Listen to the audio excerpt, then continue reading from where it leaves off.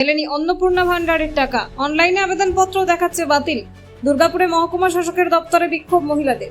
সরকারি নির্দেশিকা মেনে সময়মতো সমস্ত প্রয়োজনীয় নথিপত্র জমা দেওয়া সত্ত্বেও অন্নপূর্ণা ভান্ডার আর্থিক সহযোগিতার টাকা ব্যাংক অ্যাকাউন্টে না পৌঁছানোর অভিযোগে শনিবার দুর্গাপুর মহকুমা শাসক দপ্তরের সামনে আছড়ে পড়ল বহু মহিলার তীব্র ক্ষোভ ও বিক্ষোভ। আন্দোলনকারী মহিলাদের মূল অভিযোগ, সমস্ত নিয়ম মেনে ফর্ম ফিল আপ করা হলেও অনলাইনে তাদের আবেদনপত্রের স্ট্যাটাসে হঠাৎ বাতিল বা রিজেক্টেড দেখানো হচ্ছে। অথচ কেন তাদের আবেদন বাতিল করা হলো সেই বিষয়ে প্রশাসনের তরফ থেকে কোনো স্পষ্ট কারণ ব্যাখ্যা করা হয়নি।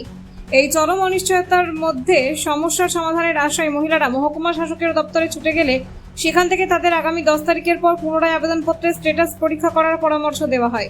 সরকারি আধিকারিকদের এমন দায়সারা উত্তরে পরিস্থিতি আরও উত্তপ্ত হয়ে ওঠে এবং আবেদনকারীদের ক্ষোভের আগুন দ্বিগুণ হয়ে যায়। বিক্ষোভকারীদের সাফ দাবি, দিনের পর দিন দপ্তরে চক্কর কেটেও কোনো সুরাহা হচ্ছে না, উল্টে প্রকৃত যোগ্য প্রার্থীরা চরম হয়রানির শিকার হচ্ছেন।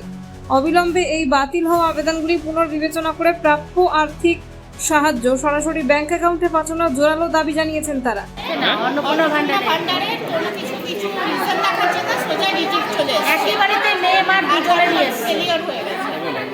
কি আধিকারিকরা কি বলছে? আধিকারিকরা বলছে 10 তারিখ 12 তারিখ এক এক ফুট ওরা ডেট দিয়ে যাচ্ছে। আপনার নাম? Bureau report, Durgapur news digital.